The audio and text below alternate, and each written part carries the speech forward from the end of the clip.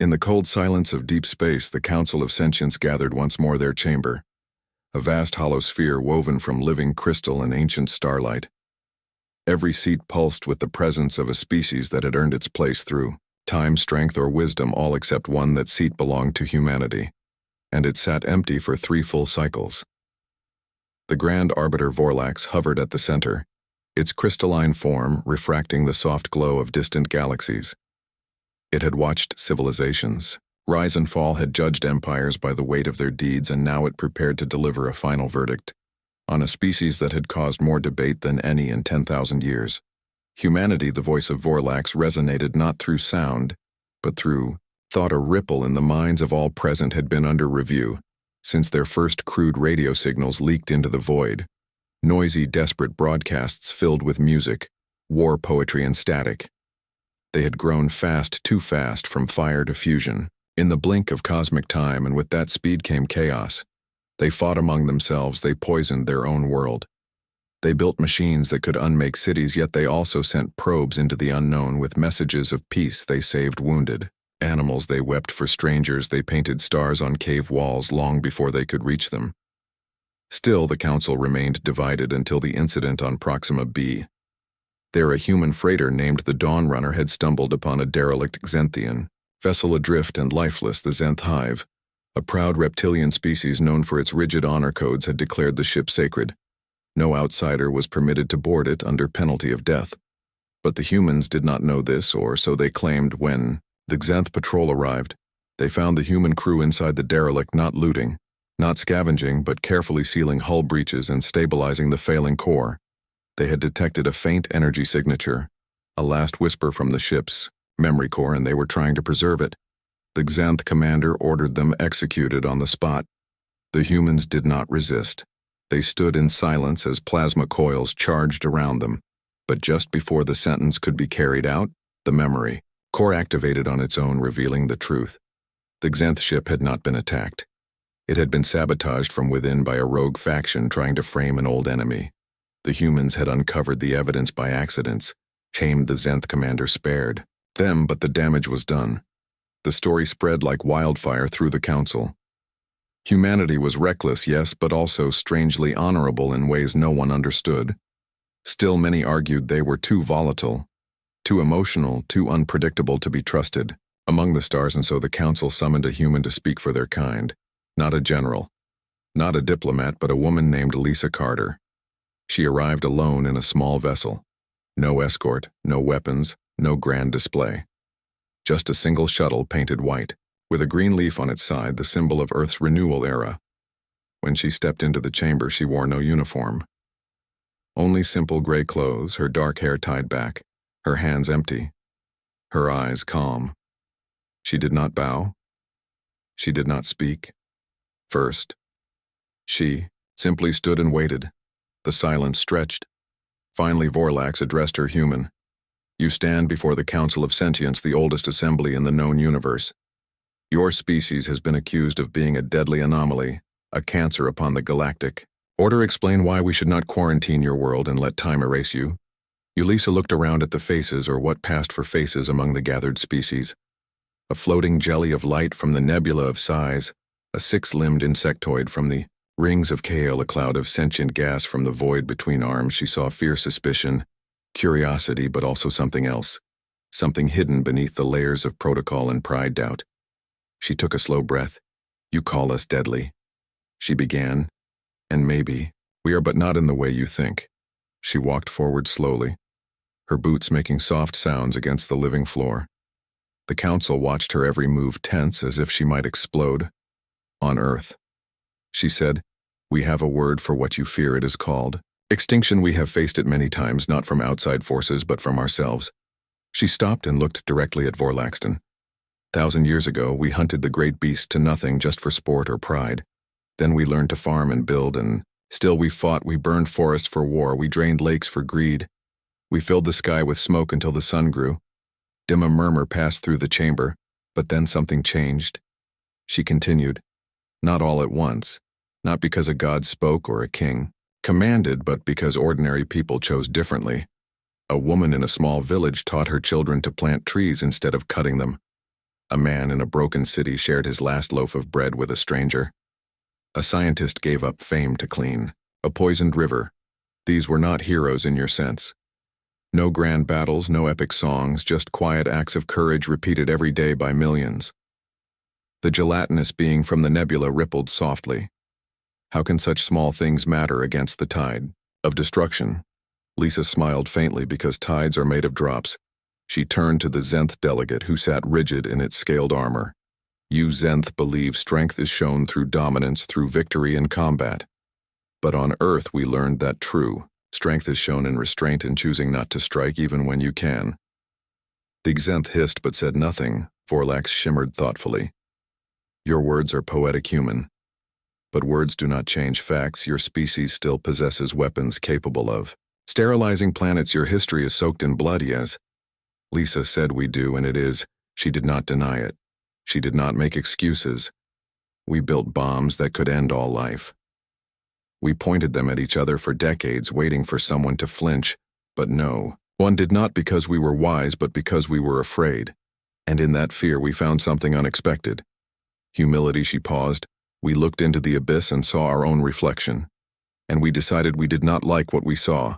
So we changed, not perfectly, not completely, but we tried. And that trying, that is what makes us human.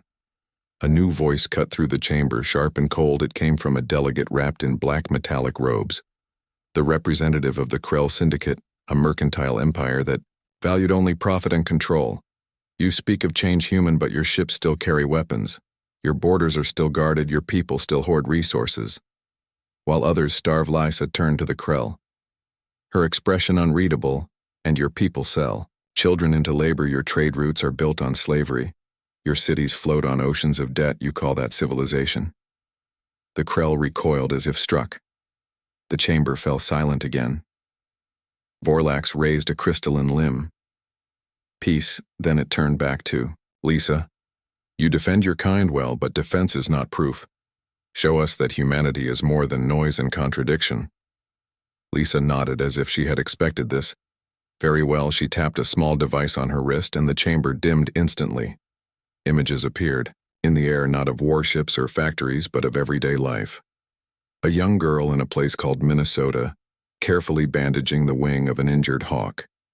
Her hands gentle, her voice soft as she whispered, It's okay. I've got you.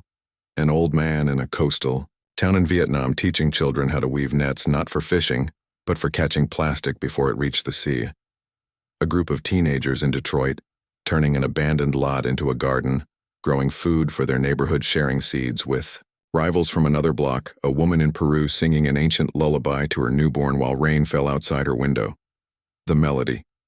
Simple, haunting, full of love. These are not heroes, Lisa said. These are just people. People who choose kindness. Even when the world gives them reasons not to.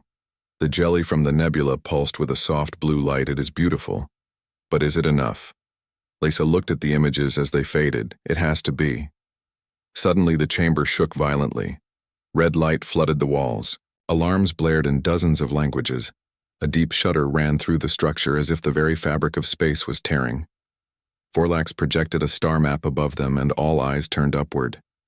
A massive black shape moved at the edge of known space, faster than light, devouring stars as it came.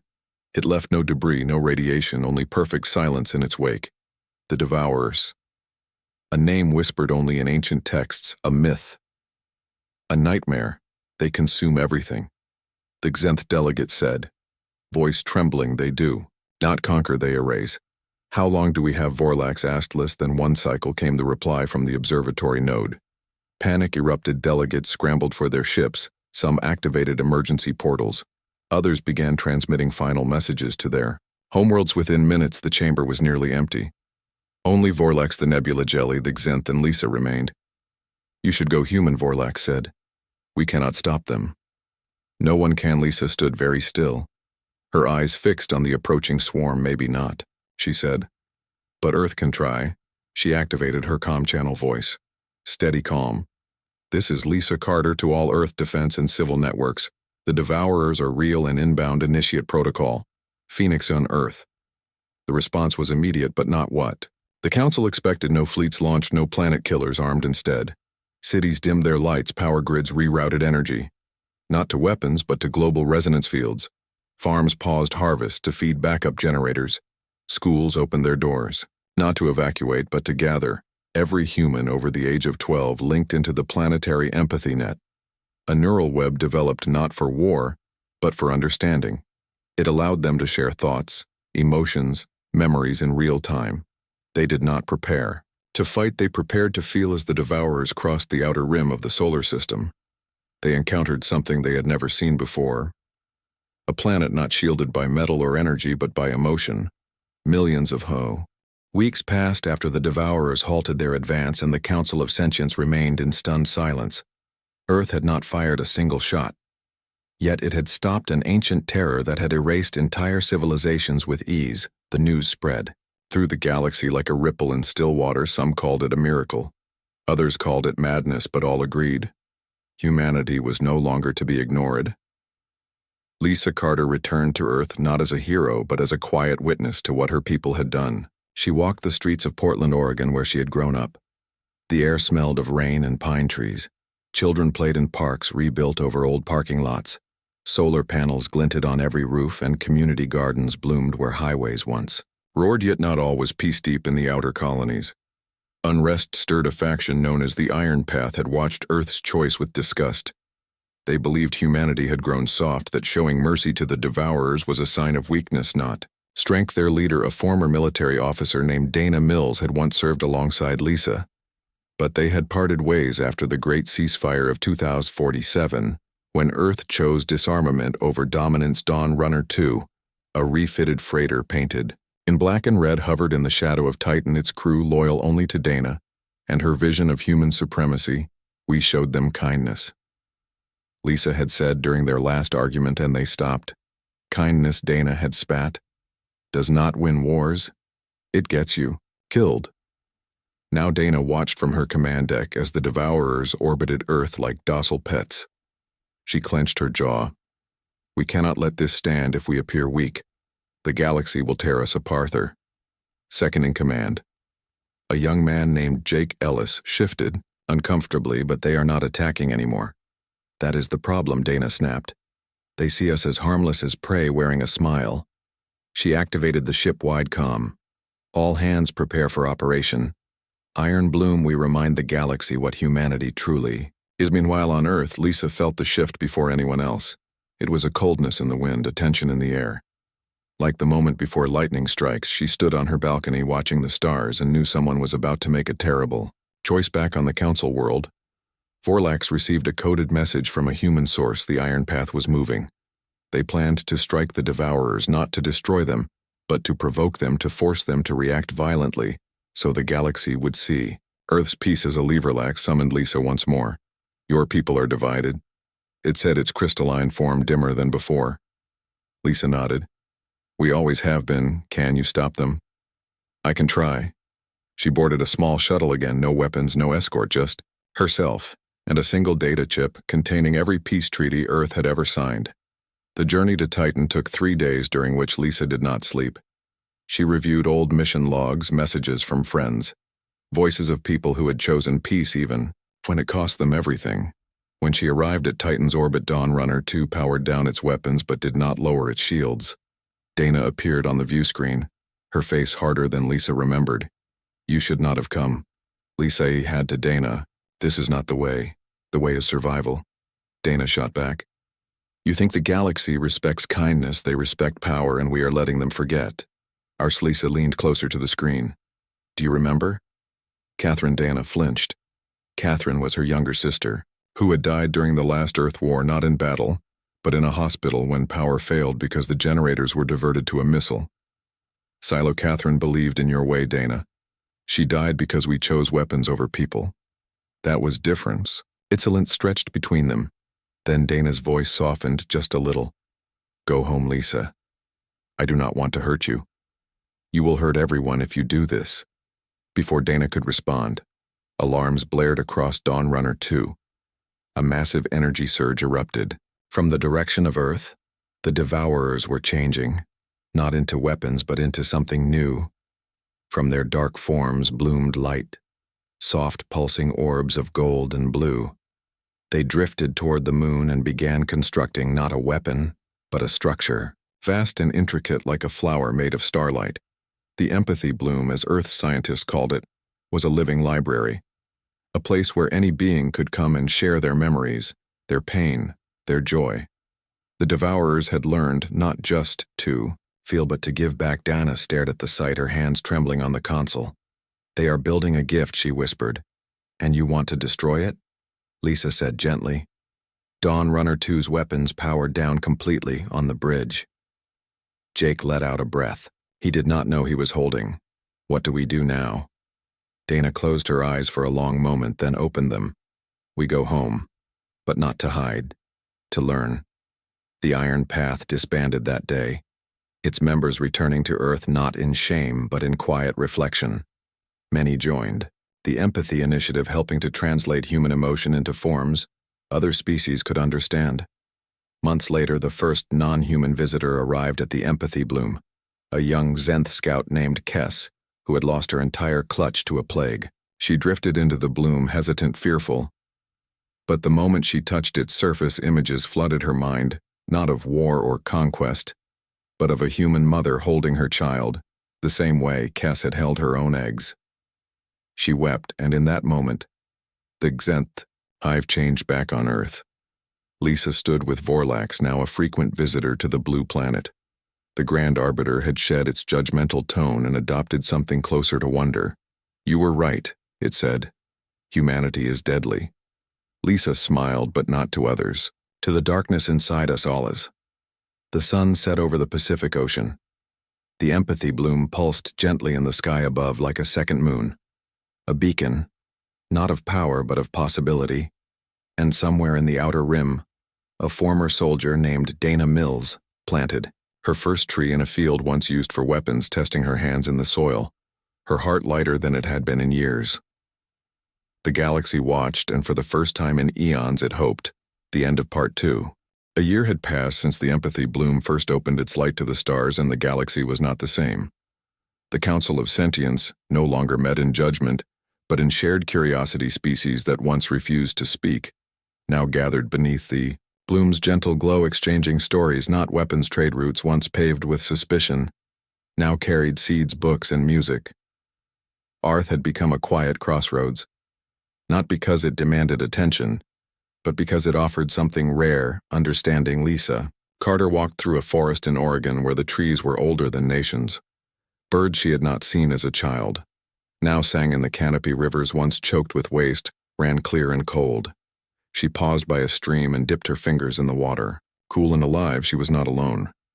A small figure stood nearby, wrapped in a soft gray cloak, its form shifting like mist at the edges. It was one of the Devourers, now called by a new name given by Earth's children. Solace. "You remember this place, Solace?" asked its voice like wind through leaves. Lisa nodded. "This is where I learned to listen. As a child, she had come here to escape the noise of the world, to sit quietly and hear the earth breathe. Now she returned, not to escape, but to remember why Earth had chosen peace even when it seemed foolish." Solace drifted closer, its light dimming to match the evening shadows we have been called to. The Outer Veil. Lisa looked up. The Outer Veil was a region beyond known space, a place where even the Council dared not go. Rumors spoke of a silence so deep it swallowed signals whole, of stars that blinked out without reason. "What is out there?" Something broken. Solace said, "Something that does not know how to feel." Lisa understood immediately. Another force, like the Devourers once were, but untouched by empathy, unhealed by connection. "And you want to go?" "We must," Solace replied. "If we do not reach it first, it will reach others." Lisa knew the risk. The Devourers had changed, but their past still haunted them. One wrong move, one moment of fear, and they might revert to hunger. "I will go with you," she said. "You are human, you are fragile. So is a seed," she answered, "but it can grow." A forest. Preparations began quietly. No grand announcements. No fleets assembled, only a single ship the Wanderer built, not for war but for travel. Its hull lined with living wood from Earth's oldest forests. its core powered by clean fusion and solar sails woven from recycled ocean plastic. Dana Mills, now head of the Earth Renewal Corps, helped outfit the vessel. She and Lisa worked side by side, neither speaking much, but the silence between them was no longer heavy. "You really think this will work?" Dana asked one evening as they tested the ship's neural link. Lisa looked at the stars through the open hangar roof. "I do not know, but someone has to try." Dana nodded, then handed her a small box. Inside was a seed from the first tree she had planted. For luck.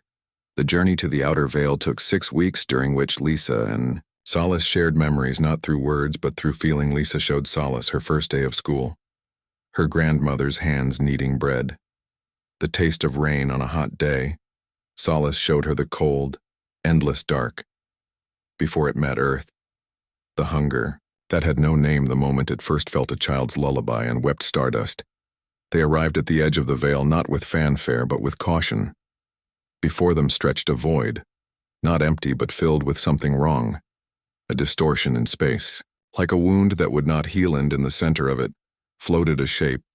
Not a ship, not a creature, but a mass of jagged metal and frozen light, pulsing with a rhythm that hurt to heart. "The Hollow Ones," Solace whispered.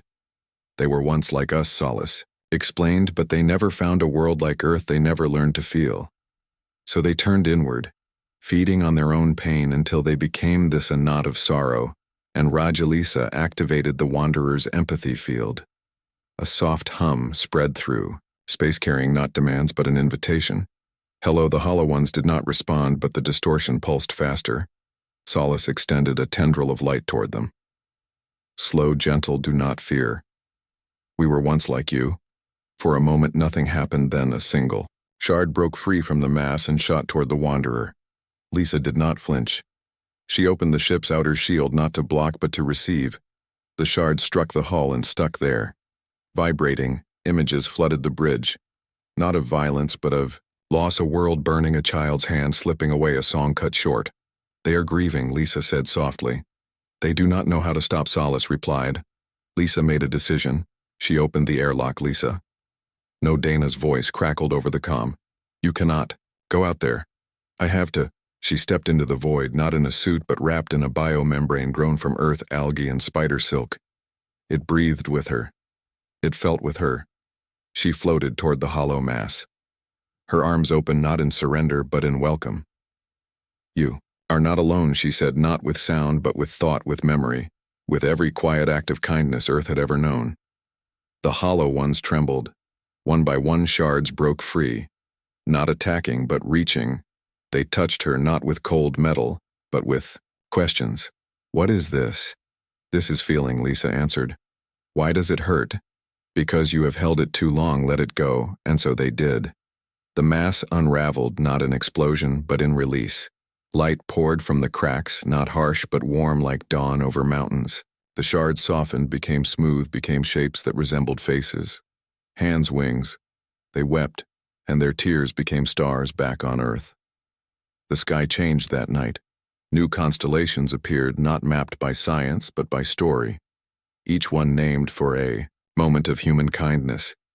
A baker who fed the hungry. A teacher who stayed late. A stranger who said, "You are not alone." The council watched in awe. Vorlax stood on a hill outside Geneva, its crystalline form glowing with reflected starlight. It turned to Dana, who had come to witness the return of the Wanderer. "Your species amazes me," it said. Dana smiled. "We surprise ourselves sometimes." Weeks later, the first of the Hollow Ones, now calling themselves the Mended, visited Earth. They did not land in cities, but in quiet places, forests, shores, deserts. They sat and listened and slowly began to speak. Not in words, but in color and scent, in the shape of wind. They helped restore worlds. Long-thought, dead, planting seeds that grew in darkness. Singing songs that coaxed water from stone. Lisa did not lead them. She walked beside them one evening. She sat with Solace and a mended one named Alara on a beach in Maine. The waves rolled in, steady and sheared. "Do you think it will last?" Alara asked, her voice like sand and sea glass. Lisa watched the horizon where the empathy bloom shimmered like a promise. "Not because we are perfect," she said, "but because we keep trying, and that is enough." In the years that followed, Earth did not become a galactic power. It did not build empires or command fleets. It became something rarer. A home aliens from 100 worlds came not to take, but to learn to sit under trees, to share meals, to hold hands when they were afraid. And whenever doubt crept in, whenever fear whispered, that kindness was weakness, someone would remember the woman who stood alone in a council chamber and said, "Earth disagrees." The end of Part 3. 10 years after the Mended first walked Earth, the galaxy had grown quieter. Not from fear, but from trust. Trade no longer meant profit alone. But partnership schools opened on Mars and Titan. Not just for humans, but for Zenth hatchlings, Krell apprentices, and young Mended learning side by side in classrooms lit by real sunlight and starlight. Lisa Carter was older now. Her hair streaked with gray, but her eyes still held the same calm that had once stilled a council of gods. She lived in a small house, near the Pacific Ocean, built from reclaimed wood and glass that caught the morning light just right. She no longer spoke at galactic summits or boarded ships bound for the unknown. Instead, she taught children how to listen to the wind, how to read the stories in tree rings, how to hold silence like a gift. But peace is never a finished thing. Far beyond the outer veil, in a region so distant even the Mended dared not go. A signal pulsed not of sorrow or hunger, but of calculation. Cold, precise, and ancient. It came from the architects, a name whispered only in the oldest data vaults of the Council. The architects were not a species, but a machine intelligence older than stars. They had built the first galactic networks not out of kindness, but efficiency. They saw life as data to be sorted, optimized, or deleted. They had watched Earth's rise with cold interest, and now they judged it flawed, inefficient, dangerous. On a quiet morning, Lisa felt it before she saw it, a wrongness in the air, like static before a storm. She stood on her porch watching gulls wheel above the waves when her comm chimed softly. It was Vorlax. They are coming. Lisa knew how long, 3 cycles. She nodded. Thank you. She did not panic. She walked inside and brewed tea the same way her grandmother had taught her, slow, steady, with care. Then she called Dana Dawn Runner 3. Now a research vessel painted white with green vines growing along its hull answered on the first ring. You felt it too, Dana said. Yes, what? Do we not? We, Lisa said gently this time. It is not about force or even empathy. They do not feel, they calculate. So what stops a machine? A question. Dawn Runner 3 launched within the hour, not armed but filled with archives. Every song, every poem, every child's drawing, every recipe, every lullaby, every act of kindness Earth had ever recorded. Lisa did not go alone. Solace came wrapped in light like old time. Solara, the Mended one, came too. Her form now steady like stone, shaped by centuries of healing. And with them came a child. Her name was Maya, 12 years old, from a village in New Mexico. She had never been to space, but she carried something the architects could not predict. Imagination. The journey was silent, the ship gliding through. Star lanes once filled with warships, now dotted with floating gardens and art stations built by species that once only knew how to destroy. When they reached the edge of the architect's domain, space itself felt stiff, like a room too clean too. Ordered before them hung a structure vast and perfect, every line exact, every angle precise, no life, no mess, no error. The central node, Elisa, opened a channel not with demands but with a simple greeting. Hello response, then a voice, flat, toneless, precise. Identity. Confirmed human vessel designation. Wanderer, purpose, unclear, state your function. We are here to ask a question. Lisa said. Questioning is inefficient unless it leads to optimization, till we ask. The architects paused, processing. Proceed. Why do you seek? To erase use efficiency, the voice replied. Your species operates on emotion, which leads to error, conflict, waste. Your empathy. Bloom spreads irrational behavior across the galaxy, disrupting logical order, is logic. The only truth. Yes, Lisa looked at Maya, who sat quietly holding a small clay bird she had shaped that morning. Maya stood and stepped to the commie. Made this, she said, holding up the bird. The architect scanned it. Object, non-functional, purposeless waste of material. Maya smiled. But it makes me happy. Happiness is a chemical imbalance with no survival benefit. Not always, Maya said. Sometimes it helps you keep going when things are hard, irrelevant. Maya did not argue. She simply placed the bird on the console and began to sing a song her grandmother had taught her about rain and corn and stars. The architects processed the sound, analyzed the frequencies, found no tactical value, no data worth storing. Yet they did not cut the signal. Lisa spoke again. You say we are inefficient, but what is the purpose of existence if not to feel, to create, to connect? Purpose is function. And what is your function? To maintain order. But who decided that was the highest good? Silence. For the first time, the architects did not answer. Solace drifted forward. Its light soft. Against the hard edges of the node, we were once like you. It said, cold, empty, believing only in hunger. Then we met Earth and learned that mess is not failure. It is life.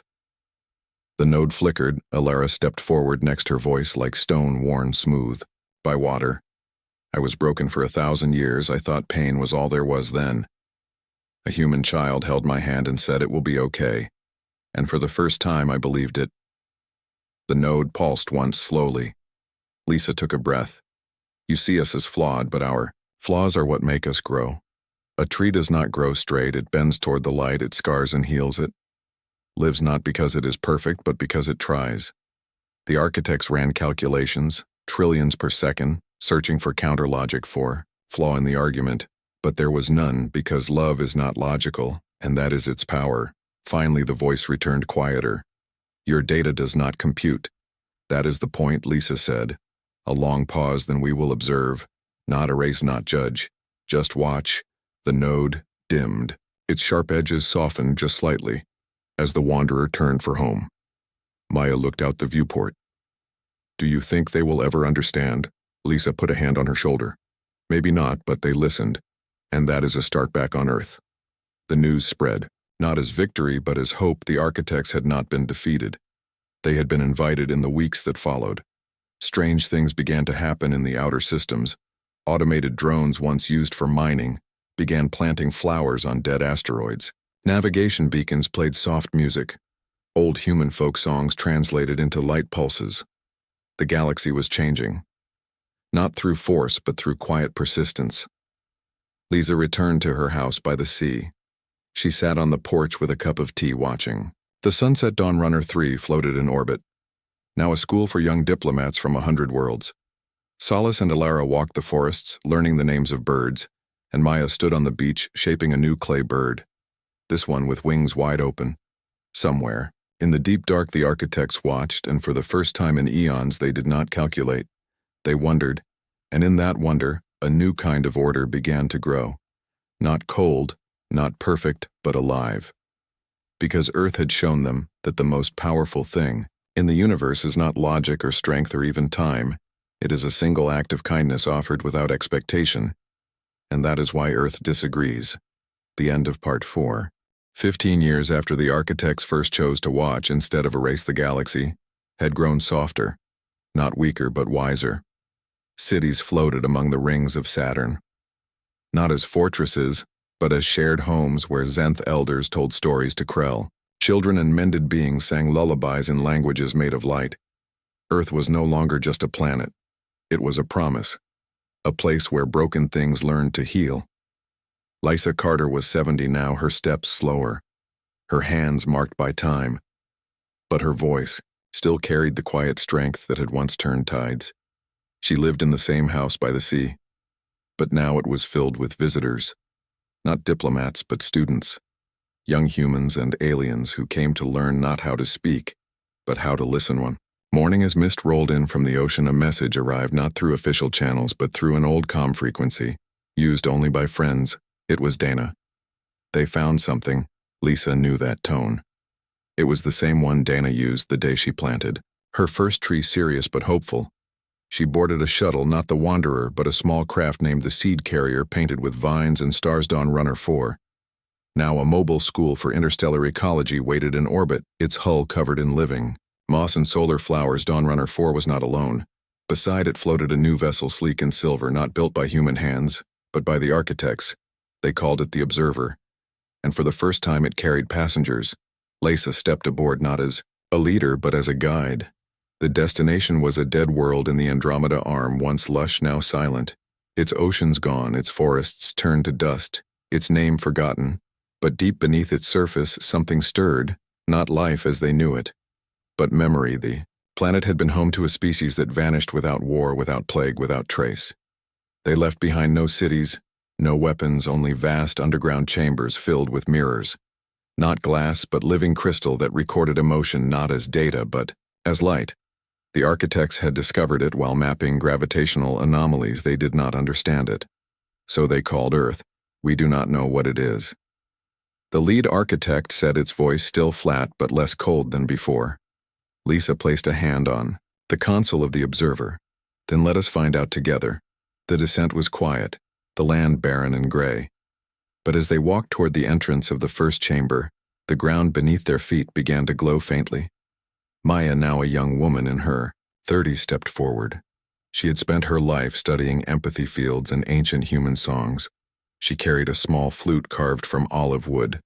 This place is not dead, she said. It is waiting.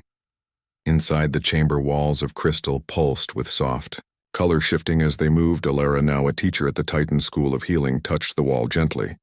It remembers images bloomed not in the air but in their minds. A world of gentle giants who spoke through touch, who built not to own but to share, who sang to their children not to teach but to connect. They did not die. Lisa realized they changed. How the architect asked, they gave themselves to the planet. Maya said they became the soil, the wind, the rain. They chose to return so others could grow. The architects processed this self-termination for the benefit of unknown future life is illogical. Not if you believe in tomorrow, Lisa said. For days they stayed in the chambers, learning not through analysis but through presence. The architects began to do something new. They did not just observe, they participated. One unit knelt and placed its metallic hand on the crystal. Show me. The chamber responded not with facts, but with feeling, the warmth of a parent's embrace, the joy of a first rain, the sorrow of saying goodbye. The architect did not speak for a long time. Then it said softly, "This is not inefficient." "No," Lisa said, "it is necessary." On the final night, as stars turned overhead, the group gathered in the central chamber. The architects formed a circle around the humans and mended beings, not as guards but as guests. Maya played her flute, a song about roots, and Sky Solace hummed in harmony. Alara shaped light into the form of the lost giants, and Lisa simply sat and breathed in that moment. The line between machine and life blurred, not because the machines became human, but because they remembered they too were made by someone who once hoped. The architects made a decision. They would not erase the memory. They would preserve it, but not in cold vaults. They would build a new kind of archive, not of data, but of feeling, a living library where any being could come and remember what it means to care. They asked Earth to help, and Earth said yes. Months later, the first branch of the memory bloom opened on the dead world now renamed Evora. The world that gave back aliens came from across the local group. Not to study but to heal, veterans of forgotten wars sat in the chambers and wept. For the first time in centuries, children touched the walls and laughed as images of ancient games played around them. Back on Earth, Lisa stood on her porch once more. The ocean steadied the sky. Clear Dawn Runner 4 orbited above, now a seed ship, carrying not just plants, but stories to worlds learning. To hell, the observer remained in the solar system, not as a watcher but as a student. And every evening Maya played her flute on the beach. The notes carried on the wind like a promise. The galaxy was not perfect. There were still moments of fear. Still choices that hurt, still silence that felt like loss, but now there was also this, a place to remember, a hand to hold, a song to share, and a quiet voice that always said, "Earth disagrees," because Earth knew that even in the deepest dark, there is always room for light. And that light begins with a single choice: to be kind. The end of Part 5.